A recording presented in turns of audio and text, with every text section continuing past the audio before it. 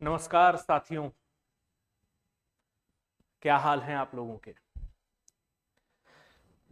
मैं डीसी मिश्रा स्वागत करता हूं आप सभी लोगों का आज के सत्र में।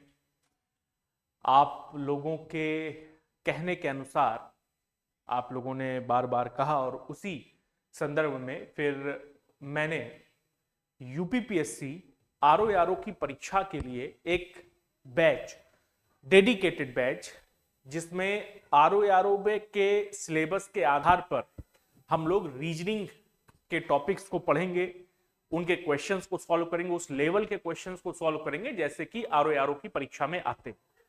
तो आप लोगों के कहने के अनुसार ये बैच 26 फरवरी को लॉन्च हो गया था, 26 फरवरी को लाइव हो गया था। इसकी पहली क्लास 2 मार्च को होनी थी, पर संभवतः किसी कारणवश नहीं हो पाई। और पहली क्लास जो मैं लेना चाहता था एक्चुअल में वो क्लास थी जिसमें मैं आप लोगों को उसके सिलेबस के बारे में डिस्कस कर सकूं कि आरओ की जो प्रीलिम्स की परीक्षा होती है उसमें जो सिलेबस होता है रीजनिंग का, वो सिलेबस क्या होता है, क्वेश्चंस का लेवल क्या होता है, किस तरह के क्वेश्चंस आपसे पूछे जाते हैं। इसकी क्लास मुझे सबसे पहली लेनी थी, जो कि बेसिकली एक इंट्रोडक्शन क्लास है। इसके बाद से मैं टॉपिक वाइज क्लास उसमें स्टार्ट करना चाहता था। ठीक है, तो इस वजह से ये डिले हुआ, लेकिन देर आए दुरुस्त आए वाली स्थिति है। आज आप लोगों के लिए ये पहली क्लास आप लोगों के लिए मैं लेने जा रहा हूं, जिसमें मैं आप लोगों को सिलेबस के बारे में चर्चा करूंगा। इसके बाद फिर उस सिलेबस के अकॉर्डिंग जो क्वेश्चन पेपर में क्वेश्चन बनते हैं, वो क्वेश्चंस कैसे पूछे गए हैं आरओ की परीक्षा में, इस पर चर्चा करेंगे। और फिर इस चर्चा को अंतिम रूप देंगे उन क्वेश्चंस को सॉल्व करके। ठीक है, और फिर अगले सत्र से यानी अगली बार से आपको टॉपिक वाइज क्लासेस इस पर्टिकुलर बैच में मिलना शुरू हो जाएंगे। ठीक है, तो आओ शुरू करते हैं भैया। सबसे पहले तो रीजनिंग एक्सप्रेस में आप सभी लोगों का स्वागत है। जिन भी लोगों ने इस बैच को लिया है उनका भी बहुत बहुत स्वागत है। और एक बात आप समझ लीजिए, निश्चित तौर पर निराश नहीं होंगे। यदि आपने इस बैच को लिया है तो आपको एक क्षण के लिए भी ऐसा नहीं लगेगा कि यार बेवजह ही ये बैच ले लिया, कोई मतलब नहीं था बनता था, ऐसा कतई नहीं लगेगा। आप एक कदम आगे रहेंगे उनसे जिन्होंने नहीं लिया है, ये बात ध्यान रखना। ठीक है, ये मैं अपने पूरे विश्वास के साथ बोल रहा हूं। ठीक, तो इस सत्र में हम लोग 3 चीजों पर डिस्कस करेंगे। पहली चीज क्या होगी, परीक्षा का पैटर्न क्या है। ठीक है, आरओ की परीक्षा का पैटर्न क्या है, प्रीलिम्स की परीक्षा का।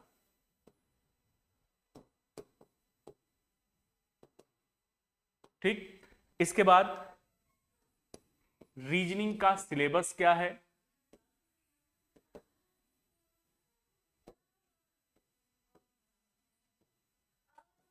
ठीक है, रीजनिंग का सिलेबस क्या है, इसमें रीजनिंग यानी सामान्य बौद्धिक क्षमता। और तीसरी चीज जो डिस्कस करेंगे वो है कि प्रीवियस ईयर्स में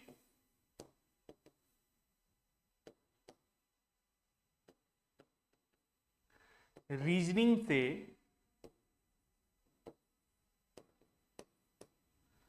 क्वेश्चंस कैसे आए हैं।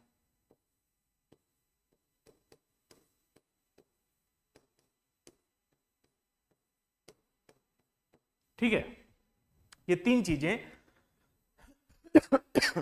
इस आज के सत्र में हम लोग डिस्कस करेंगे। पहला, परीक्षा का पैटर्न कैसा है, रीजनिंग का सिलेबस क्या है, और प्रीवियस ईयर में रीजनिंग के क्वेश्चंस कैसे आए हैं, कितने आए हैं, इन चीजों पर डिस्कशन करेंगे। ठीक है, तो आओ जरा सबसे पहले परीक्षा के पैटर्न की चर्चा करते हैं। ठीक है, यूपीपीएससी आरओ प्रीलिम्स की जो परीक्षा होती है वो परीक्षा समीक्षा अधिकारी या सहायक समीक्षा अधिकारी दोनों में ही कितने प्रश्न पत्र होते हैं भैया, 2 प्रश्न पत्र होते हैं।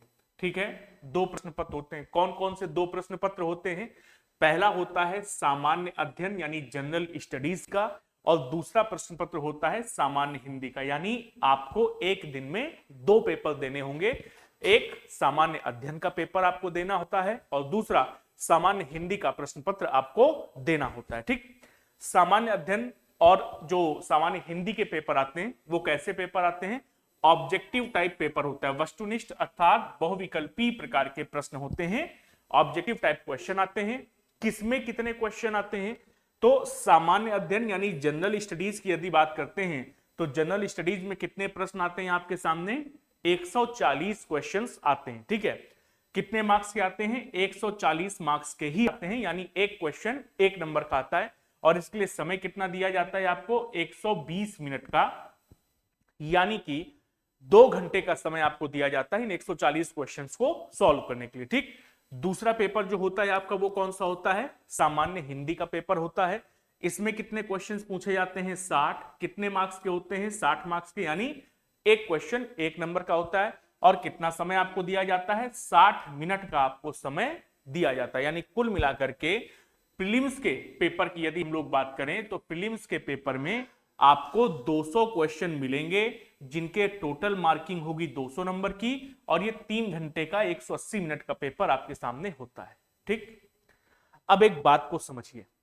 ठीक है, हिंदी में सामान्य हिंदी का जो पेपर होगा उसमें 60 क्वेश्चन आपको मिलेंगे, और मैं मानता हूं कि हिंदी में 60 में से आप 55 में से 60 क्वेश्चन तक एक्यूरेटली सही करके आएंगे।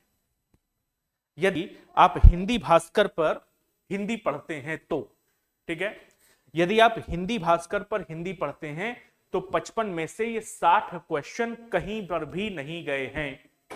ये बात समझ लीजिए, 55 में से 60 क्वेश्चन, 55-60 क्वेश्चन ये कहीं नहीं गए। आप बहुत इजीली इन 55-60 क्वेश्चन को करेंगे, मिनिमम तो 55 करके ही आएंगे। 60 तक भी बहुत सारे बच्चे ऐसे होंगे जो 60 में 60 क्वेश्चन सही करके आएंगे। ठीक, ये तो हो गए। अब मैं मान लेता हूं, पॉजिटिव व्यक्ति हूं, सकारात्मक रहता हूं, तो मैं मान लेता हूं कि आप सब हिंदी भास्कर में पढ़ते हैं और 60 में से 60 क्वेश्चन सॉल्व करके आएंगे, और वो भी सही सॉल्व करके आएंगे। ठीक, अब ऐसा हो गया। अब आते हैं जीएस वाले पेपर पर।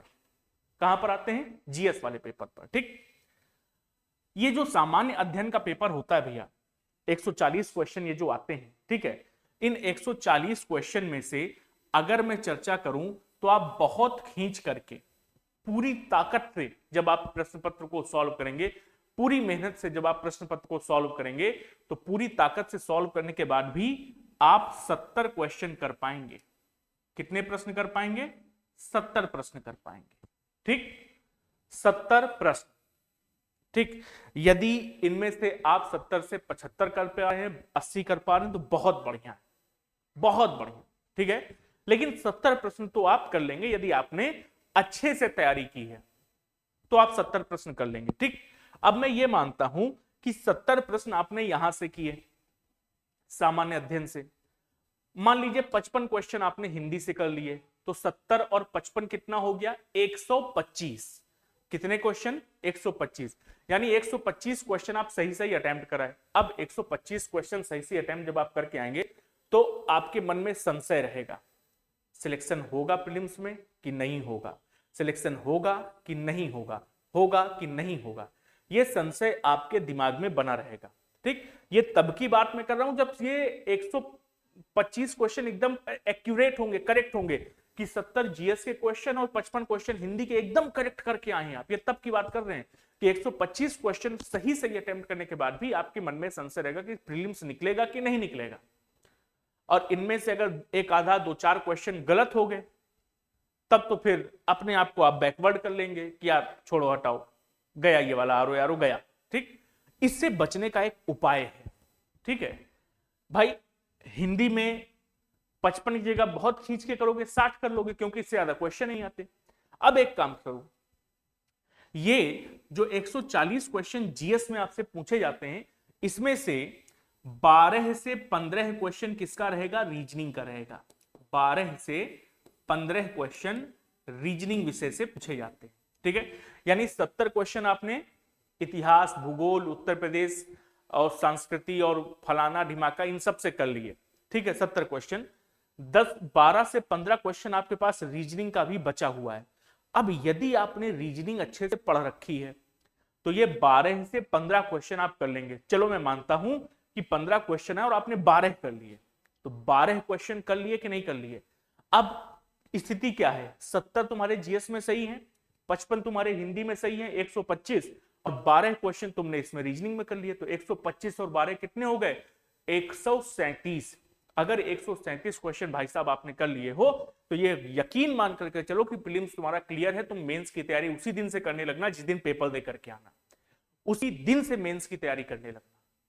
कोई आपके प्रीलिम्स को क्लियर होने से रोक नहीं सकता फिर। ठीक, इतना महत्वपूर्ण है ये विषय, कौन सा, रीजनिंग का। ठीक है, ये जो संदेह की, संशय की स्थिति होती है ना आपके प्रीलिम्स को लेकर के कि क्लियर होगा या नहीं होगा, ये उस संशय को पूरी तरह से हटा देगी और आपका प्रीलिम्स निश्चित तौर पर निकलेगा और आप मेंस की तैयारी उसी दिन से करना शुरू कर देंगे। रिजल्ट का वेट नहीं करेंगे। आप उन लोगों से जो रिजल्ट का वेट करने के बाद मेंस की तैयारी करना शुरू करेंगे, उनके संदर्भ में आप हमेशा 10 कदम आगे रहेंगे, हमेशा 10 कदम आगे रहेंगे। ठीक है, तो ये बात समझ लीजिए अच्छे से। अब ये 12 से 15 क्वेश्चन जो रीजनिंग के आपको मिलेंगे, ये क्वेश्चंस आपको करने हैं तो इसके लिए पढ़ाई करनी पड़ेगी आपको। अब अगर पढ़ाई करनी है तो भैया सिलेबस पहले पता होना चाहिए। क्या पता होना चाहिए? सिलेबस। ठीक, तो जरा सिलेबस देखो क्या है। जब हम सिलेबस देखने जाते हैं तो भैया हमने बहुत ढूंढा, मतलब थोड़ा मोड़ा नहीं ढूंढा, हमने बहुत ढूंढा कि इसका सिलेबस मिले, ढंग से इसका सिलेबस मिले। ठीक है, ये थोड़ा सा बड़ा कर दिए और ठीक है, बहुत ढूंढा कि इसका सिलेबस मिल जाए। ठीक, लेकिन भैया इसका सिलेबस में जब हम चेक करते हैं कि सामान्य अध्ययन का सिलेबस क्या है, क्योंकि जनरल स्टडीज वाले पेपर में ही आता है, पेपर 1 में, है कि नहीं। जब बहुत ढूंढते हैं तो मिलता है सामान्य विज्ञान पूछा जाएगा, भारत का इतिहास, भारतीय राष्ट्रीय आंदोलन, भारतीय राज्यतंत्र, अर्थव्यवस्था एवं संस्कृति। ऐसे करते करते करते 9 नंबर पर आपको मिलता है सामान्य बौद्धिक क्षमता। ये इतना लिख करके दे देते हैं, क्या, सामान्य बौद्धिक क्षमता, केवल इतना। अब इस सामान्य बौद्धिक क्षमता में कौन सा चैप्टर पूछेंगे, कितना क्वेश्चन उससे पूछेंगे, इसकी कोई जानकारी नहीं है। आप खंगाल डालिए पूरा इंटरनेट बढ़िया से, अच्छे अच्छे कीवर्ड डाल करके, UPPSC RO reasoning syllabus, UPPSC RO prelims reasoning syllabus, UPPSC reasoning syllabus, RO का रीजनिंग का सिलेबस बताओ, ऐसे करके तुम खूब सर्च कर डालो। आपको इंटरनेट पर रीजनिंग का एग्जैक्ट सिलेबस क्या है ये नहीं मिल रहा, क्योंकि उपलब्ध ही नहीं कराया है किसी ने। बोर्ड के द्वारा यदि उपलब्ध कराया जाए तो मिले, उपलब्ध ही नहीं कराया ऑफिशियली कि सामान्य बौद्धिक क्षमता का एग्जैक्ट सिलेबस क्या है, उन्होंने नहीं इसके बारे में बताया। ठीक, अब समस्या आती है कि जब उन्होंने सिलेबस ही नहीं बताया हमको, तो भैया पढ़ाई कैसे की जाए। उनका कहना यह है कि जाओ, हम तुमको सिलेबस नहीं बताएंगे इसका, तुमको पूरी रीजनिंग पढ़नी है, जाओ पढ़ो जा करके। हैं, हमको कोनो ऐसी वैसी चीज समझ लियो का, रीजनिंग को हैं पूरा पढ़वाएंगे और क्वेश्चन पूछेंगे 12-15, बस, इससे ज्यादा पूछेंगे नहीं। यानी तुमसे टॉपिक पढ़वाएंगे हम 20 और उस 20 टॉपिक में से क्वेश्चन पूछेंगे 12, 13, 14 या 15, बस, इससे ज्यादा नहीं पूछेंगे। अब पढ़ो। ठीक है, लेकिन फिर से अगर आप पढ़ लेते हो रीजनिंग, तो ये रीजनिंग के 12 क्वेश्चन, 15 क्वेश्चन आपको सॉलिड नंबर दे करके जाते हैं, कोई इफ एंड बट नहीं। ठीक है, आता है तो नंबर पक्का है। ठीक है, जीएस जैसा थोड़ी कि यार ये ऐसा तो नहीं, फला ईयर में ऐसा हुआ था, नहीं नहीं ये नहीं ना, ये आंसर कैसे हो सकता है यार, ऐसा कोई संदेह वाला काम ही नहीं। क्वेश्चन आपके सामने है, यदि आपको आता है तो पूरे नंबर आपके हैं, नहीं आता है तो कोई भी नंबर आपका नहीं, सीधा हिसाब।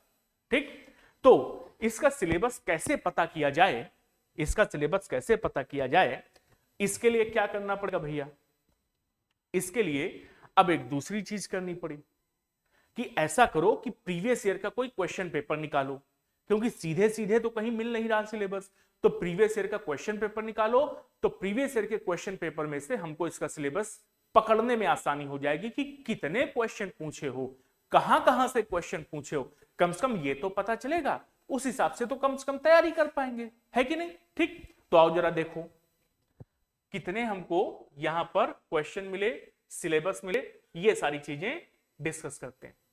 कहां है भैया,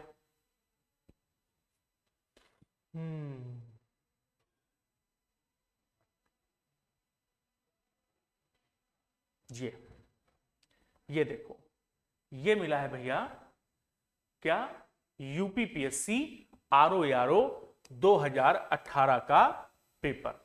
ठीक है, यूपीपीएससी आरओ वर्ष 2018 का पेपर मिल गया था। तो यूपीपीएससी आरओ वर्ष 2018 का ये पेपर जरा आप लोगों को सॉल्व करके दिखाते हैं। ठीक है, जब इस पेपर को हम लोग सॉल्व करेंगे तो क्या होगा कि इससे हमको पैटर्न पता चलेगा।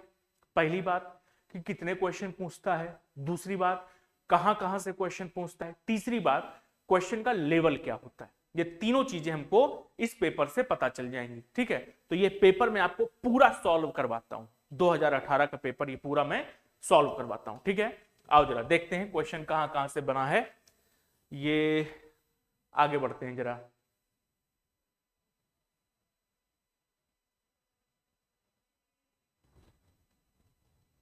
देखते जाना भैया कहां है क्वेश्चन। रीजनिंग का पहला क्वेश्चन किधर से पूछे,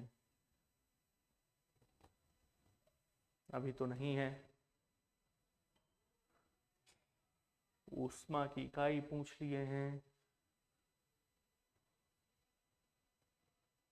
नहीं नहीं, रीजनिंग नहीं है भैया, ये भी रीजनिंग नहीं है। और आगे बढ़ते चलते हैं।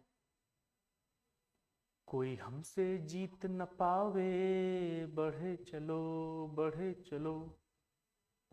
कहाँ हो भैया,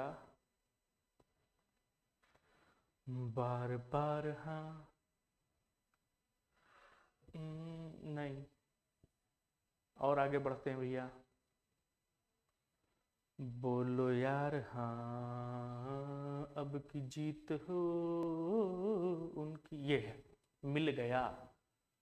103, 104, 105, 110 नंबर, ये है पहला क्वेश्चन। ठीक है, ये पहला क्वेश्चन है। ठीक, गिनते जाना कि कितने क्वेश्चन इस परीक्षा में पूछे गए थे रीजनिंग के और उनका लेवल क्या था। ठीक है, अब जब हम इस क्वेश्चन को देखते हैं तो इसको सॉल्व कराता हूं मैं ताकि आपको लेवल पता चले। कहता है एक व्यक्ति के चित्र को देखते हुए संजय ने कहा, क्या कहा है संजय ने? संजय ने कहा इसकी मां, यानी चित्र के संदर्भ में बोला, इसकी मां मेरे पिता के पुत्र की पत्नी है, मेरा कोई भाई तथा बहन नहीं है। संजय किसके चित्र को देख रहा था, ऐसा उसने क्वेश्चन पूछा। तो आओ जरा इसको सॉल्व करते हैं। जब हम इसको सॉल्व करेंगे तो उसने कहा है एक व्यक्ति के चित्र को देखते हुए, यानी हमारे पास क्या है, एक चित्र है और उस चित्र को देखते हुए संजय ने कहा है। स्टेटमेंट किसके द्वारा दिया गया है? संजय के द्वारा स्टेटमेंट दिया गया है। ठीक है, संजय ने क्या स्टेटमेंट दिया है? कहता है इसकी मां, ये जो चित्र में है ना, इसकी मां, तो चित्र वाली की मां, चित्र वाले की मां मेरे पिता के पुत्र की पत्नी है। संजय के पिता के पुत्र, संजय के पिता के पुत्र। अब बताओ संजय के पिता का पुत्र स्वयं संजय होगा कि नहीं होगा? देखो, व्यक्ति के चित्र को देखते हुए संजय ने कहा, तो एक व्यक्ति का चित्र है जिसको देखते हुए संजय ने कहा है कि इसकी मां, यानी चित्र में जो है व्यक्ति, उसकी मां मेरे पिता यानी संजय के पिता के पुत्र की पत्नी है। तो संजय के पिता का पुत्र स्वयं संजय होगा कि नहीं होगा? संजय के पिता का पुत्र स्वयं संजय है और ये मां कौन है? इस चित्र वाले व्यक्ति की मां कौन है? संजय की पत्नी। तो ये व्यक्ति की मां संजय की पत्नी है, इस व्यक्ति की मां संजय की पत्नी है। कहता मेरा कोई तथा भाई तथा बहन नहीं है। कंफर्म करता है कि संजय का ना तो कोई भाई है ना तो कोई बहन है, यानी संजय अपने माता पिता का इकलौता पुत्र है। संजय अपने माता पिता का इकलौता पुत्र है। ठीक, संजय किसके चित्र को देख रहा था? संजय किसके चित्र को देख रहा था? आप समझो संजय किसके चित्र को देख रहा था। ये चित्र किसका है भैया? ठीक है, संजय किसके चित्र को देख रहा था? ये चित्र किसका है? ये चित्र की जो मां है, इस चित्र वाले व्यक्ति की जो मां है वो संजय की पत्नी है। इस चित्र वाले व्यक्ति की मां संजय की पत्नी है। अब अगर संजय की पत्नी इसकी मां है तो संजय इसका पिता हुआ कि नहीं हुआ? हाँ या ना? संजय इसका पिता हुआ। अब अगर ये चित्र वाला व्यक्ति का संजय उसका पिता है तो ये चित्र किसका होगा? या तो संजय की बेटी का होगा या तो संजय के बेटे का होगा, क्योंकि संजय चित्र वाले व्यक्ति का क्या है, पिता। संजय चित्र वाले व्यक्ति का पिता है, तो ये व्यक्ति का पिता यदि संजय है तो ये चित्र किसका होगा, ये चित्र होगा बेटे का या बेटी का। ठीक है, तो उसने पूछा संजय किसके चित्र को देख रहा था, ऑप्शन देखो, अपने पुत्र का, अपने भतीजे का, अपने चचेरे भाई का, अपने पिता का, तो कंफर्म हो गया बेटे या बेटी का चित्र था, तो कंफर्म हुआ कि संजय अपने पुत्र का चित्र देख रहा था। यही हमारे इस प्रश्न का उत्तर बन जाएगा। ठीक, तो ब्लड रिलेशन से एक क्वेश्चन उन्होंने पूछा है। ठीक है, आओ जरा दूसरा काम करते हैं। दूसरा क्या है, दूसरा ये है क्वेश्चन नंबर 11। ठीक, कहता है वेन रेखा चित्र की सहायता से ये बताइए, वेन रेखा चित्र की सहायता से ये बताइए कि कुछ फेरी वाले लखपति हैं का सही प्रतिकरण निम्नलिखित में से कौन सा है। कुछ फेरी वाले क्या हैं, लखपति। सम फेरी वालाज आर लखपति, सिलोगिज्म का टर्म भी है, वेन डायग्राम का टर्म भी है, दोनों है। ठीक है, तो कुछ फेरी वाले लखपति हैं, इसका सबसे सही चित्रण कौन सा दर्शाता है। क्या पहला वाला दर्शाता है क्या, नहीं, पहला वाला नहीं दर्शाता। पहले वाले के अनुसार ये वाला हिस्सा इसके बराबर है, लेकिन देखो यहां पर ये शेडेड कर दिया है। ठीक है, ये शेडेड वाला हिस्सा नो के रिलेशन को, सम नॉट के रिलेशन को शो कर रहा है, तो पहला नहीं होगा, सी वाला भी नहीं होगा, बी वाला इसका उत्तर होगा। ठीक है, एक तरफ किसको रख दें, एक तरफ रख दें फेरी वाले को। ठीक है, दूसरी तरफ किसको रख दें, लखपति को। तो फेरी वाले का हिस्सा और लखपति का हिस्सा आपस में देखो यहां पर कॉमन है। अगर ये हिस्सा कॉमन है तो यही क्या शो करेगा कि कुछ फेरी वाले लखपति हैं। ठीक, ये हिस्सा कॉमन शो करेगा। ठीक है, तो इसका उत्तर हो गया बी। ठीक, अगला क्वेश्चन क्या कहता भैया, अगला क्वेश्चन 112। एक बंदर किसी फिसलनदार 16 मीटर ऊंचे खंभे पर चढ़ता है। यदि वह 1 मिनट में 1 मीटर चढ़ता है तथा अगले मिनट में 1/4 मीटर फिसल जाता है तो खंभे की चोटी पर पहुंचेगा, कितनी देर में पहुंचेगा, जानना चाहता है। ठीक, आओ जरा इस क्वेश्चन को सॉल्व करते हैं। कह क्या रहा है, क्वेश्चन के अनुसार उसने कहा है कि हमारे पास एक खंभा है। ठीक है, और इस खंभे की जो लंबाई है वो कितने मीटर है भैया, 16 मीटर है। इस खंभे की लंबाई 16 मीटर है। एक बानर है, वो बानर क्या करता है कि खंभे पर चढ़ने का प्रयास करता है। ठीक है, 1 मिनट में 1 मीटर की चढ़ाई को चढ़ता है, तो 1 मिनट में कितने मीटर की चढ़ाई को चढ़ गया, 1 मीटर की चढ़ाई को चढ़ा। लेकिन अगले मिनट में 1/4 मीटर फिसल जाता है, तो 1 का 1/4 क्या होगा, ठीक है 0.25, हाँ या ना भाई, 0.25, 0.25, 0.25, 0.25। अगर एक को 4 पार्ट्स में ब्रेक करेंगे तो 0.25 आएगा, और 1/4 का मतलब है कि 1 मीटर ऊपर चढ़ता है तो 0.25 मीटर नीचे आ जाता है, चौथा हिस्सा नीचे आ जाता है। तो चढ़ा तो 1 मीटर, लेकिन फिर क्या हो गया, 1 मीटर चढ़ने के बाद फिर आ जाता है वापस, तो 1 मीटर चढ़ने के बाद 0.25 मीटर, चौथा हिस्सा फिर नीचे आ गया। यानी 1 मिनट तो उसको लगा था चढ़ने में, फिर अगले 1 मिनट में नीचे आ गया 0.25 मीटर, तो कितने मिनट हो गए, 2 मिनट हो गए कि नहीं हो गए, तो कितने मिनट हो गए, 2 मिनट। और 2 मिनट में चढ़ा केवल कितना है, तो 2 मिनट में 1 मीटर ऊपर चढ़ा था, 0.25 नीचे आ गया, यानी 0.75 मीटर चढ़ा कि नहीं चढ़ा, कितना चढ़ा, 2 मिनट में 0.75 मीटर चढ़ा।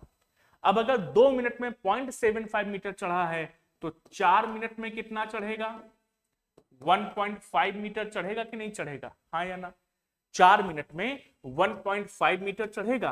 अब अगर 4 मिनट में 1.5 मीटर चढ़ा है, 4 मिनट में 1.5 मीटर चढ़ा है, तो हमें टोटल चढ़ना कितना है, 16 मीटर चढ़ना है कि नहीं चढ़ना है। ठीक, एक बात समझो, ये जो खंभा हमारे पास 16 मीटर का है, अगर इसमें हम 15 मीटर चढ़ जाएं, ठीक है, ये यहां से यहां तक की डिस्टेंस मान लो कितनी है, 15।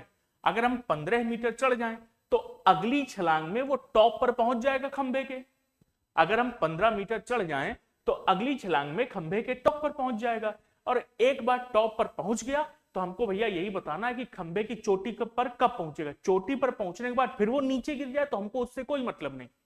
ठीक है, खंबे की चोटी पर कब पहुंचेगा हमको ये बताना है। ठीक, तो क्या करें कि हम 15 मीटर चढ़ने में उसको कितना टाइम लगेगा ये निकाल लें और फिर 1 मिनट में अगला 1 मीटर वो कवर कर लेगा। ठीक, तो भैया 1.5 मीटर चलने में 4 मिनट का समय लगता है।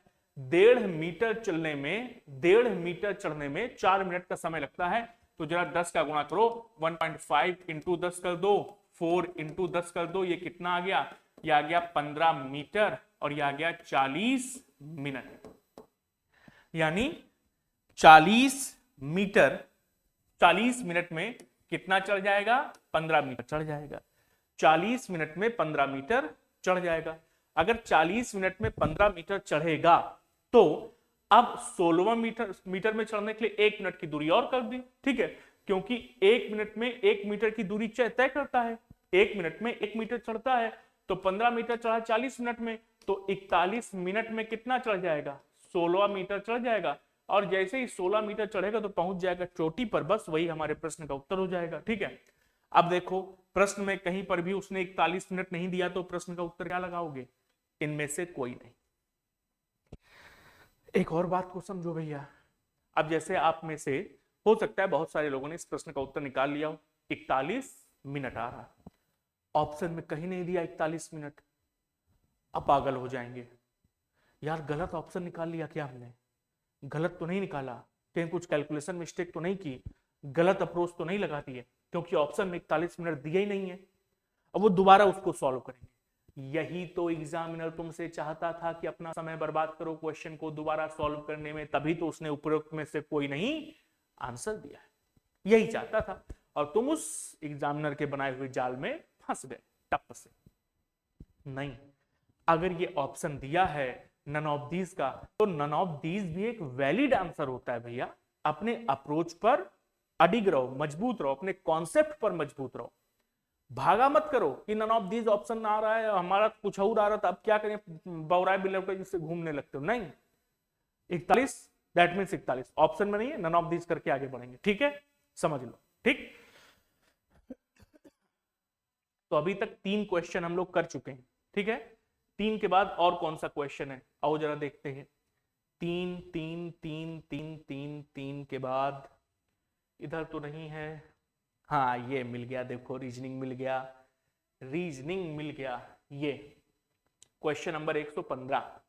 ठीक है, क्वेश्चन नंबर 115 क्या पूछा भाई? नीचे दिए गए वर्ग में कितने वर्ग उपस्थित हैं? नीचे दिए गए चित्र में कितने वर्ग उपस्थित हैं? स्क्वायर्स की संख्या काउंट करने के लिए कह रहा है। काउंटिंग ऑफ फिगर से क्वेश्चन आ गया। अभी तक ब्लड रिलेशन से क्वेश्चन मिला, काउंटिंग ऑफ फिगर से क्वेश्चन मिल गया, वेन डायग्राम कह लो या सिलोगिज्म, उससे क्वेश्चन मिल गया। ठीक है, और एक वो खंभे और बंदर वाला क्वेश्चन मिल गया था। इतने क्वेश्चन मिल गए थे। ठीक है, फिर ये क्वेश्चन देखो दिख रहे हैं, मिसिंग टर्म के क्वेश्चन हैं। ठीक, आओ देखते हैं। ठीक है, तो भैया यहाँ पर वर्ण कितने वर्ग हैं ये हमसे जानना चाहता है। आओ जरा वर्गों की संख्या काउंट करें। अगर हम एक फिगर को लेते, इसको, ये फिगर अगर हमने लिया ये वाला, तो यहां से कितने वर्ग हमको मिलेंगे, यहां से कितने वर्ग हमको मिलेंगे? समझना, बढ़िया एक चीज बता रहे। तो 1 2 3 4 और एक ये बड़ा वाला 5 वर्ग मिलेंगे, और एक वर्ग हमको ये मिल जाएगा, एक वर्ग हमको ये मिल जाएगा। कितने वर्ग मिल गए? 6 वर्ग मिल गए। तो 6 वर्ग तो ये हो गए। ठीक, अब एक और बात समझो, आपको ऐसा कोई भी फिगर दे जिसमें वर्ग के अंदर वर्ग पूछ रहा, ये 2x2 का वर्ग है, वर्ग के अंदर वर्ग पूछे, तो क्या करो, नीचे वाले पार्ट्स को गिन लो, 1 और 2। कितने पार्ट्स है? 2, स्क्वायर करके जोड़ दो, कितना वर्ग मिला? 5। बस हो गया। ठीक, 3x3 का वर्ग दे दे, हम कह रहे हैं 3x3 का वर्ग दे दे। ऐसे पूछे वर्ग बताओ कितना है, तो 1 2 3 सबको उठाओ, स्क्वायर करो, जोड़ दो, कितना आएगा? 9 4 13 और 1 14। कितना वर्ग? 14। ठीक है, 9 4 13 और 1 14। बस ऐसे वर्ग के अंदर वर्ग काउंट कर लिया जाता है। ठीक, तो यहां से कितना वर्ग मिला है? 6। सिमिलरली इस वाले एरिया से भी तो उतना ही वर्ग मिलेगा, इस वाले एरिया से भी तो उतना ही वर्ग मिलेगा। ठीक है, 5 ये, और एक ये वाला मिलेगा 6, तो प्लस का 6 और कर लो, तो कितने वर्ग हो गए 12। कहीं ऑप्शन में ही नहीं है, क्यों? क्योंकि गलत है वो ऑप्शन। तो एक और वर्ग मिलेगा, कौन सा? जब इन दोनों फिगर को तुम मर्ज कर दोगे, तो मर्ज करने के बाद तुमको एक फिगर ये भी तो मिलेगा, ये वाला, ये भी तो वर्ग है। अंदर वाले तो काउंट कर चुके हो, पर बाहर वाला ये वाला वर्ग तो मिलेगा कि नहीं मिलेगा? और यदि मिलेगा ये वाला वर्ग, तो प्लस का 1 और लिखोगे, तब तुम्हारे प्रश्न का उत्तर क्या आएगा? 13। ठीक है, भाई साहब ने 9 लगाया था क्या? 13 इस वर्ग का क्या आ जाएगा? उत्तर आ जाएगा भैया। ठीक, चले अगले क्वेश्चन पर। 4 क्वेश्चन, अभी तक 4 क्वेश्चन हो गए।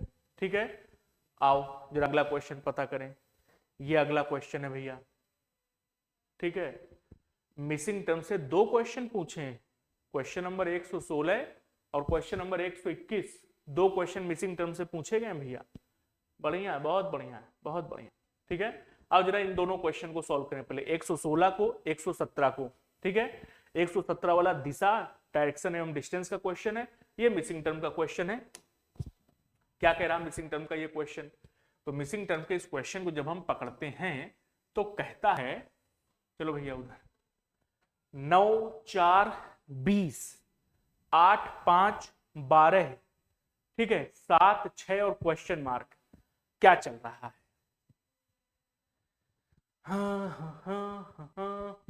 हाँ देखो क्या चल रहा है, इन दोनों को उठा करके जोड़ दो, 9 और प्लस 7 कितना होता है?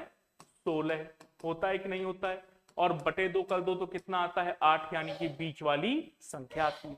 फिर 4 प्लस 6 कितना होता है? 10, बटे 2 कर दो तो 5 आता है। ठीक है, तो यहां पर ये जो 12 आया है, ये 24 बटे 2 करने के बाद 12 आया होगा कि नहीं आया होगा? हाँ या ना? क्योंकि ऊपर और नीचे की संख्या को जोड़ करके बटे का 2 कर रहे हैं। ठीक है, तो ये 12 अगर आया है तो निश्चित तौर पर 24 रहा होगा, तब 24 बटे 2 करने पर 12 आया। ठीक, तो ऊपर वाली संख्या कितनी? 20, कितना जोड़ दें कि 24 हो जाए? तो 4 और जोड़ दो तो 24 हो जाएगा, यानी इस प्रश्न का उत्तर क्या हो जाएगा? ऑप्शन नंबर 4 इस प्रश्न का उत्तर हो जाएगा। ठीक, आ जाओ अगला क्वेश्चन, क्वेश्चन नंबर 117 को पकड़ते हैं। कहता है राम 1 किलोमीटर पूर्व दिशा में चलकर 5 किलोमीटर दक्षिण में चलता है, ये सब चला है उसने। कहता फिर वह अपने आरंभिक बिंदु से कितनी दूरी पर है? दूरी पूछ रहा है, फिगर बना लेते हैं। ठीक है, दूरी पूछ रहा है तो फिगर बना लेते हैं। आओ जरा फिगर बनाए। राम कहां गया है? 1 किलोमीटर पूरब में गया है, तो राम को पहले 1 किलोमीटर पूरब में भेज देते हैं, कलर चेंज कर लेते हैं जरा। ठीक है, तो राम को 1 किलोमीटर भेज दिया पूरब में। फिर 5 किलोमीटर दक्षिण में चलता है, तो राम को 5 किलोमीटर दक्षिण में भेज दिया। वहां से फिर 2 किलोमीटर पूरब में चलते हैं, तो वहां से 2 किलोमीटर पूरब दिशा में चले गए। ठीक है, फिर पूरब दिशा में चलकर अंत में 9 किलोमीटर उत्तर दिशा में गए। अंत में 9 किलोमीटर उत्तर दिशा में गए हैं। ठीक है, तो ये 9 किलोमीटर उत्तर दिशा, तो 1 किलोमीटर पूरब है, फिर 5 किलोमीटर दक्षिण है, फिर वहां से 2 किलोमीटर पूरब, अंत में 9 किलोमीटर उत्तर की ओर चलते हैं। तो कहा गया है कि अपने आरंभिक बिंदु से कितनी दूरी पे? तो ये आरंभिक बिंदु है, ये अंतिम बिंदु है, ये दूरी हमसे जानना चाहा है। तो इस दूरी को पता करने के लिए क्या करें? इस दूरी को पता करने के लिए पाइथागोरस थ्योरम का प्रयोग कर लें।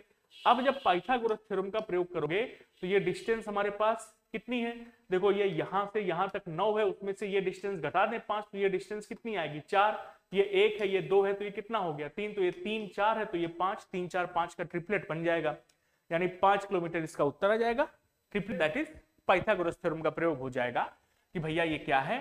4 का स्क्वायर है, हाइट प्लस बेस का स्क्वायर है 3 का स्क्वायर, तो 16 और 9 25 होता है। किसका स्क्वायर होता है? 5 का, तो 5 इसका उत्तर आ गया। ठीक, तो कितने क्वेश्चन? 5 क्वेश्चन हो गए। अब उधर चलते हैं, जरा उधर पकड़ते हैं। बहुत क्वेश्चन है भैया, हाँ बढ़िया बढ़िया मजेदार, बहुत क्वेश्चन है। पहले उधर वाला क्वेश्चन ये पकड़ लेते हैं, यहां तक हो गया है। आओ जरा इसको पकड़ा जाए। ये है, नीचे दिए गए तीसरे चित्र में x कौन सी संख्या है? नीचे दिए गए तीसरे चित्र में x कौन सी संख्या है, ये हमसे जानना चाहा है। ठीक है, आओ जरा देखो, फिर से मिसिंग टर्म का क्वेश्चन है, यानी मिसिंग टर्म से 2 क्वेश्चन पूछे। और यदि आप प्रीवियस ईयर के क्वेश्चंस को उठा करके देखोगे तो ये एक ऐसा चैप्टर है जहां से हर साल क्वेश्चन आया है और मैक्सिमम उन्होंने 2 क्वेश्चंस पूछे इस चैप्टर से, 2 क्वेश्चन उन्होंने इस चैप्टर से पूछे हैं। ठीक है, ये वो चैप्टर है जिसमें क्वेश्चन आता ही आता है, लेकिन समस्या यह है कि इस चैप्टर का कोई सेट फॉर्मूला, सेट पैटर्न नहीं होता, ये हिट एंड ट्राई का क्वेश्चन होता है। जितनी अधिक आप प्रैक्टिस करोगे इस क्वेश्चन की, इस तरह के क्वेश्चंस की, उतना अधिक दिमाग वहां पर चलेगा आपका। ठीक है, आओ जरा देखें भैया यहां पर क्या चल रहा है। 5 3 4 बीच में 18 है, 7 5 3 बीच में 65, बीच की संख्या निकालनी, यानी 5 3 और 4 में ऐसा क्या करें कि 18 मिले, 7 5 और 3 में ऐसा क्या करें कि 65 मिल जाए। क्या कर सकते हैं, 5 चौको 5 4 9 3 27, 5 3 8 4 12, 5 15 चौको 60, बहुत हो जाएगा, सीधे सीधे तो नहीं मिल रहा। वहां पर 7 15 35 3 105 हो जाएगा, नहीं 7 3 21 पंचे ना, कटता ही नहीं, सीधे सीधे तो नहीं है, स्क्वायर करके देखा जाए। 5 का स्क्वायर 25, 3 का स्क्वायर 9, 25 और 9 कितना होता है, 25 और 9, क्या हमको 18 मिल सकता है वहां से?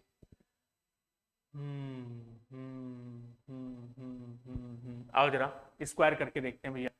5 का स्क्वायर करेंगे 25 आएगा, 3 का स्क्वायर करेंगे 9, और अगर इनको आपस में हम देते हैं जोड़, ठीक है, इनको आपस में जोड़ देते हैं तो 25 और ये हो जाएगा 34, तो क्या 34 से हमको 18 मिल सकता है? नहीं। 4 का स्क्वायर कितना होगा, 16 होगा। ठीक है, 4 का स्क्वायर कितना होगा, 16। क्या इससे हमें कुछ फर्क पड़ेगा?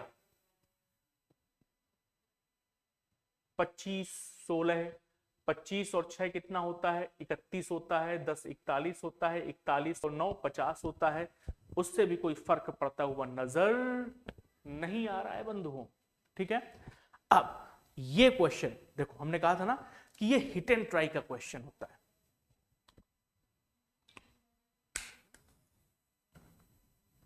ये क्वेश्चन हिट एंड ट्राई का क्वेश्चन होता है। आपको सेट करना पड़ेगा, देखना पड़ेगा कि कहां से क्या लगाया जाए, किससे क्वेश्चन हमारा बन रहा है। ठीक है, सीधे सीधे बना नहीं तो स्क्वायर की ओर पहुंचे, स्क्वायर से ही कुछ खेल करके देखते हैं, क्योंकि अंदर की संख्या 18 हमको चाहिए ही चाहिए। 16 और 9 25 होगा, पर उससे कोई मतलब नहीं बनता है। 5 का स्क्वायर 25, 3 का स्क्वायर 9, 7 का स्क्वायर 49। ठीक है, यानी कि अगर हम इन दोनों को जोड़ते हैं और इसको घटा देते हैं तो भैया देखो बन जाएगा 18 के नहीं आएगा। ठीक है, 25 और 9 कितना होता है, 34, यानी इसके और इसके स्क्वायर को जोड़ दिया है और इसके स्क्वायर को माइनस कर दिया, तो 25 9 34 माइनस 16 करने पर कितना आ गया, 18 आ गया, मिल गया। क्या सेम काम यहां पर करने से मिल रहा है? देखो 7 का स्क्वायर 49 होता है, 5 का स्क्वायर होता है 25, तो 49 और 25 कितना होता है हमारे पास में, 49 और 25 में 9 हमको माइनस करना है। ठीक है, तो कितना करेंगे, 49 कर दो प्लस 25 कर दो और फिर क्या कर दो, माइनस का 9 कर दो। तो भैया 40 और 25 बचेगा, कितना होता है, 65 होता है कि नहीं होता? तो देखो अंदर 65 लिखा है। सेम काम यहां करोगे, 9 का स्क्वायर 81 प्लस 6 का स्क्वायर होता है 36, माइनस 3 का स्क्वायर 9, माइनस कर दो। ठीक है, अगर हम इसको माइनस करेंगे तो कितना आएगा, 81 ये है, 36 में से अगर 9 माइनस करें तो ये बचता है हमारे पास में 6 और 3 उधर माइनस गए 27।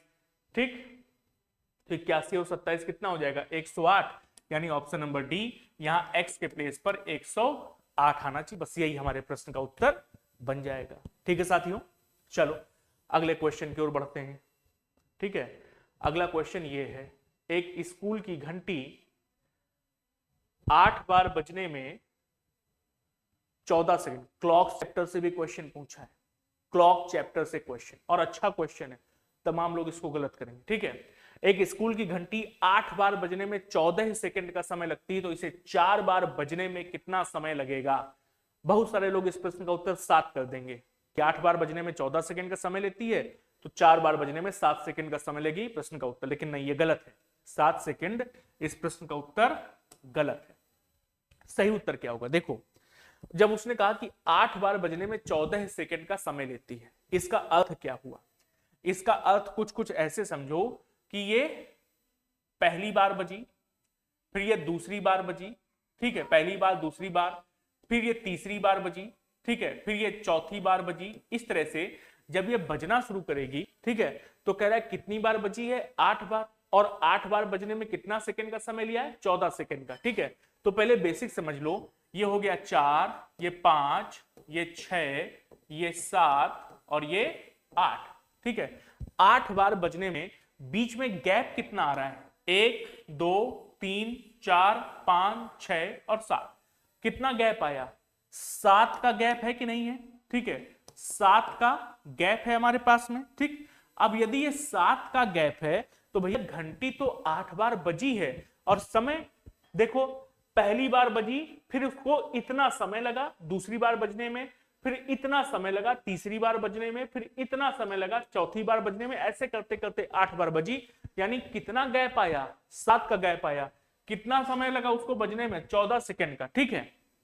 तो इसका अर्थ पता है क्या हो जाता है कि 7 सेकंड में, 7 गैप में 14 सेकंड उसको लगते हैं, 7 गैप में 14 सेकंड। तो भैया 7 दूनी 14, एक गैप को फिल करने में कितना समय लगेगा, 7 दूनी 14 सेकंड। यानी 2 घंटी के बीच में कितने का अंतर है, 2 सेकंड का। 2 घंटी बजने के बीच में 2 सेकंड का अंतर है। पहली घंटी बजती है, फिर 2 सेकंड का गैप होता है, फिर दूसरी बार बजती है, फिर 2 सेकंड का गैप होता है, फिर तीसरी बार बजती है। ये लॉजिक चल रहा है, ठीक है। तो कितनी बार बजने में, कह रहा 4 बार बजने में कितना समय लगेगा, 4 बार बजने में कितना समय लगेगा। तो देखो 4 बार बजने में 1 2 3 और 4, कितना समय, कितना गैप है, 1 2 3, 3 गैप है। एक गैप में 2 सेकंड का समय लग रहा है, तो 3 गैप में कितने का समय लगेगा, 6 सेकंड का समय लगेगा। यही आपके प्रश्न का उत्तर बन जाएगा, ठीक।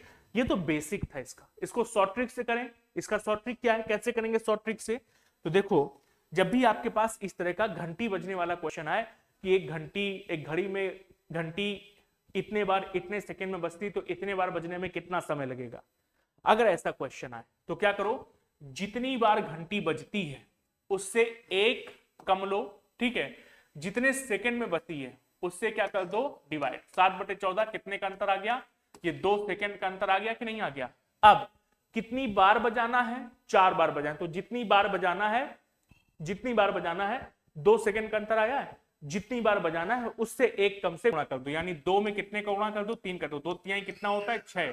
तो 6 सेकंड में भैया 4 बार बज जाएगी, बस ये ट्रिक है, ये ट्रिक है। इसको ऐसे पढ़ा जाता है, ठीक है, कि 8 बार घंटी बजाने के लिए बोल रहा है, कितने सेकंड में, 14 सेकंड में। तो 8 बार बज रही है, यानी गैप कितने होंगे, उससे एक कम। तो 7 गैप 14 सेकंड में, तो एक गैप कितने के बराबर है, 2 सेकंड के। कितनी बार घंटी बजानी, 4 बार, तो 4 बार बजाने में कितना समय लगेगा, 4 बार में गैप कितना होगा, 4 से एक कम यानी 3, तो 3 दूनी 6, 6 सेकंड उत्तर आ गया, ठीक। आ जाओ भाई अगला क्वेश्चन देखो। अगला क्वेश्चन है 123 नंबर, ये ठीक है। और 123 नंबर के इस क्वेश्चन में क्या पूछा गया है हमसे, 123 नंबर के इस क्वेश्चन में क्वेश्चन जो है वो हमारे पास है ए बी से लंबा, यानी ऑर्डर रैंकिंग से क्वेश्चन है। ए बी से लंबा है परंतु सी जितना लंबा नहीं, ऐसे करके पूछा। फिर पूछा इनमें से सबसे अधिक लंबा कौन है, ऑर्डर रैंकिंग का क्वेश्चन, ठीक। तो किससे क्या है, आओ जरा इसको बना लेते हैं। ए किससे लंबा है, बी से, परंतु सी जितना लंबा नहीं तो सी ज्यादा लंबा होगा। ए बी से लंबा है परंतु सी जितना नहीं तो सी ज्यादा लंबा होगा। डी ई से लंबा है परंतु बी जितना लंबा नहीं है। डी किससे लंबा है, डी लंबा है ई से, लेकिन बी जितना लंबा नहीं है, ठीक है। तो डी ई से लंबा लेकिन बी जितना नहीं, तो बी से छोटा होगा। तो बी से छोटा कौन है, डी, लेकिन डी किससे बड़ा है, ई से बड़ा है। फिर कहता है ई एफ से लंबा है, ई किससे लंबा है, एफ से, परंतु डी जितना लंबा नहीं है। ई एफ से लंबा परंतु डी जितना लंबा नहीं है। तो ई किससे लंबा है, एफ से लंबा है। कह रहा है इनमें से बताओ सबसे लंबा कौन है। तो भैया चार्ट बना लिया, सबसे लंबा कौन निकल करके आ रहा है, सी निकल करके आ रहा है। तो ऑप्शन नंबर बी यानी सी हमारे इस प्रश्न का उत्तर बन जाएगा, ठीक है। ये हमारे इस प्रश्न का उत्तर बन जाएगा, ठीक, सी वाला। चलो अगला क्वेश्चन हो गया। इसके बाद और आगे बढ़ते हैं। तो एक क्वेश्चन देखो, ये क्वेश्चन हमसे पूछा जा रहा है। ये कौन सा क्वेश्चन है, निम्नलिखित अनुक्रम का अगला अक्षर क्या है, based on series, alphabetical series पर डिपेंडेंट क्वेश्चन है। बी डी जी के पी ऐसे करके लिखा है, अगले स्थान पर कौन आएगा जानना चाहता है। अल्फाबेटिकल सीरीज आती है, खट से कर लोगे, कोई दिक्कत नहीं आएगी। कैसे करोगे, खट से, प्लेस वैल्यू का इस्तेमाल करके। 2 4 7 11 और 16। जैसे ही आपने पेस वैल्यू लिखी 2 4 7 11, आपको अंतर पता लग गया, ये कितने का अंतर है, 2 का, 3 का, 4 का, 5 का, तो अगला अंतर 6 का होगा कि नहीं, तो 16 और 6 क्या होता है 22, तो 22 के स्थान पर कौन आता है V, तो ऑप्शन नंबर सी 20 का उत्तर। इसके लिए अल्फाबेटिकल सीरीज आनी चाहिए, अल्फाबेटिकल सीरीज के मुश्किल होती है, ठीक। और जो पहला चैप्टर आप इस कोर्स में पढ़ेंगे, इस बैच में पढ़ेंगे, वो पहला चैप्टर आपका अल्फाबेटिकल सीरीज ही होगा। एकदम घोंट करके पिला देंगे सीरीज अल्फाबेटिकल वाली, दिक्कत का सामना ही ना करना पड़े, ठीक है। आओ अगले क्वेश्चन पर चलें, देखते हैं भैया अगला क्वेश्चन। देखो अल्फाबेटिकल सीरीज से तो क्वेश्चन दिया ही दिया है, साथ ही साथ उधर तो वो इतिहास हो गए, ये अगला क्वेश्चन दिया है, क्वेश्चन नंबर 118, ठीक है, ये, ठीक है, निम्नलिखित अनुक्रम में लुप्त संख्या को ज्ञात कीजिए, ठीक है, क्वेश्चन नंबर 118। ये नंबर सीरीज से क्वेश्चन पूछा गया, यानी नंबर सीरीज से भी क्वेश्चन आएगा, ठीक है। ब्लड रिलेशन से क्वेश्चन, मिसिंग टर्म से क्वेश्चन, क्लॉक से क्वेश्चन, डायरेक्शन एंड डिस्टेंस से क्वेश्चन, ऑर्डर रैंकिंग से क्वेश्चन, काउंटिंग ऑफ फिगर से क्वेश्चन, ठीक है, अल्फाबेटिकल सीरीज से क्वेश्चन, और ये अगला नंबर सीरीज से क्वेश्चन। देखो पता चल रहा है ना कहां कहां से क्वेश्चन आते हैं, आओ इसको सॉल्व करें, अलग से लिख लें, गुचू पुचू हो जाएगा। 6, 24, 60, 120, 210, ठीक है, जगह तो कहीं है नहीं, लाओ यहीं पे लिखा जाए, 6, 24, 60, 120, 210। क्या मल्टीप्लीकेशन होगा, नहीं बिल्कुल नहीं होगा, ब्रेक कर दूं। 6 से 24 अंतर कितने का है, 18 का। 24 से 60 कितने का अंतर है, 36 का।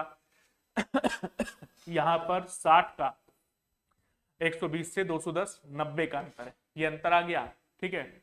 अगला अंतर ब्रेक करते हैं, ये 18 का अंतर है, ये कितने का अंतर होगा, 24 का अंतर है, ठीक है, ये कितने का अंतर होगा, 30 का अंतर है। ब्रेक हो रही है, सीरीज ब्रेक हो रही है, अगले अंतर में कंफर्म हो जाता है, ये 6 का अंतर है, ये भी 6 का अंतर, यानी कितने का डिफरेंस चल रहा है, 6 का डिफरेंस चल रहा है। और यदि 6 का डिफरेंस चल रहा है भैया, तो अगला डिफरेंस ये कितने का होगा, 6 का, तो 30 और 6 कितना हो जाएगा, 36, तो 90 और 36 कितना हो जाएगा, 126। और 210 में यदि 126 को हम जोड़ेंगे तो 210 और 126 कितना होगा, 336, यानी ऑप्शन नंबर बी हमारे प्रश्न का उत्तर बजाएगा। नंबर सीरीज में भी लोग बहुत डरते हैं, नंबर सीरीज के क्वेश्चन से बहुत डरते हैं, पर भैया आपको डरने की जरूरत नहीं पड़ेगी, ये बात समझ लो। क्यों डरने की जरूरत नहीं पड़ेगी, क्योंकि नंबर सीरीज भी वो मिसिंग टर्म जैसा क्वेश्चन होता है, कोई सर पैर नहीं, हर क्वेश्चन नया, अप्रोच नई, लॉजिक नया, कुछ भी लग सकता है।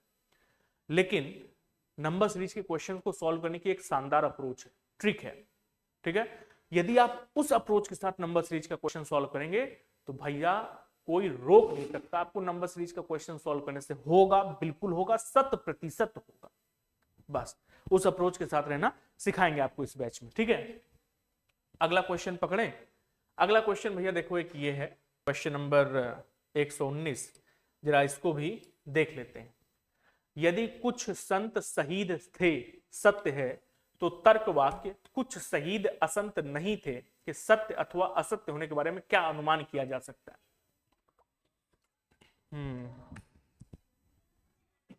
लॉजिकल रीजनिंग भी है, ठीक है, अनुमान, अजम्पशन, ठीक है, अनुमान यानी अजम्पशन, लॉजिकल रीजनिंग भी है। कह रहा है यदि कुछ संत शहीद थे, संत हैं, उन संतों में से कुछ संत क्या थे, शहीद थे।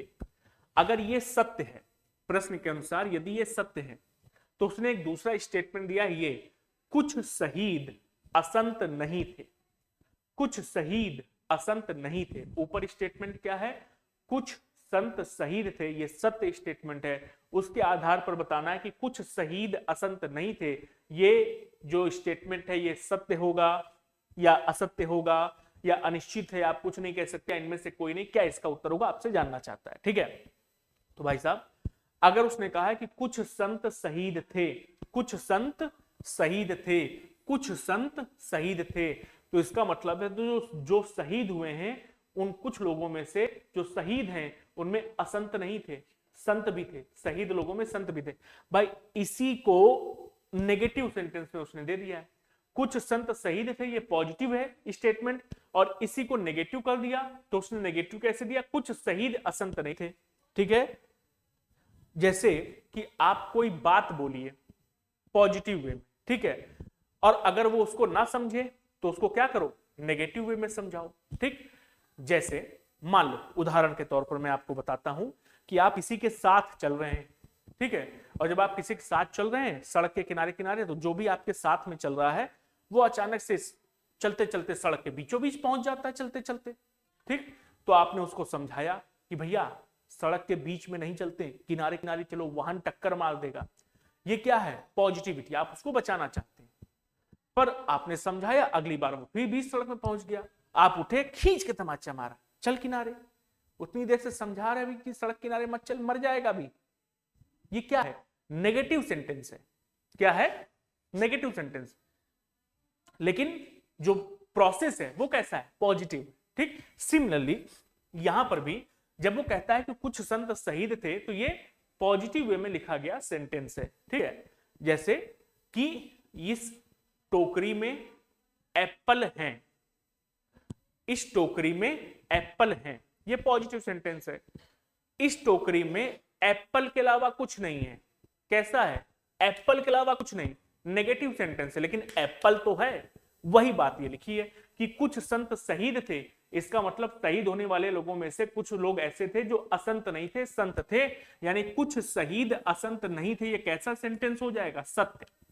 ऑप्शन नंबर 20 का उत्तर देंगे कि ये सत्य सेंटेंस है, सही सेंटेंस है, ये इसका उत्तर होगा। ठीक है, चलो अगले क्वेश्चन पर चलें। चलो भाई, अगला क्वेश्चन ये देखो, ये मिला। ठीक है, पहले जरा इसको सॉल्व कर लेते हैं, और फिर वहां पर भी क्वेश्चन है 27 और 28, ये भी रीजनिंग के क्वेश्चन है।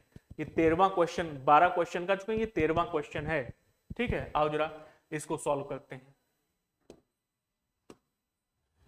क्या कहता है, एक निश्चित कूट भाषा में सिस्टर और कार को क्रमशः 2 1 2 3 4 5, ठीक है, और 7 6 5 ऐसे करके लिखा जाता है। तो कहता है कि 6 5 5 4 2 3 निम्नलिखित में से किसका कोड है। ये आसान हो गया। कैसे आसान हो गया, ये देखो, ये आसान ऐसे हो गया कि हमारे पास सिस्टर का कोड दिया हुआ है, कार का कोड दिया हुआ है, और जो कोड है वो नंबर से है। देखो, जैसे सिस्टर में आर है, कार में भी आर है। आर का कोड यहां क्या लिखा है, 5, और यहां कार में भी आर का कोड क्या लिखा है, 5। यानी ये जो 6 5 5 4 2 3 का हमको कोड बताना है ना भैया, ये कोड इन्हीं में से हमको पता चल जाएगा। ठीक है, जैसे हमको पहले 6 चाहिए, तो 6 कहां लिखा है, 7 6 5, ये लिखा है कार, यानी ए का कोड क्या है, 6, तो ए आ गया। 5 चाहिए, 5 किसका कोड है, आर का, तो 2 बार आर आ गया। अब 2 बार आर आ गया, तो या तो अरेस्ट इसका उत्तर होगा, या तो फिर उपयुक्त में से कोई नहीं इसका उत्तर होगा।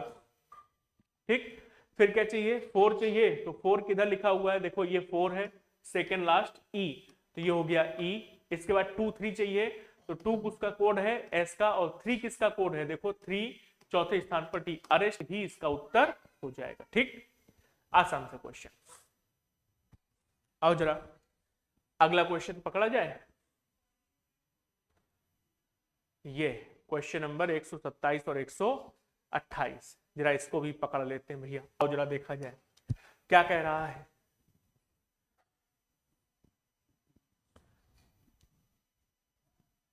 नहीं चाहिए तुम तो,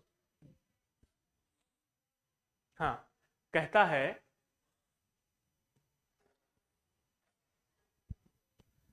नहीं मानोगे क्या, एकदम है।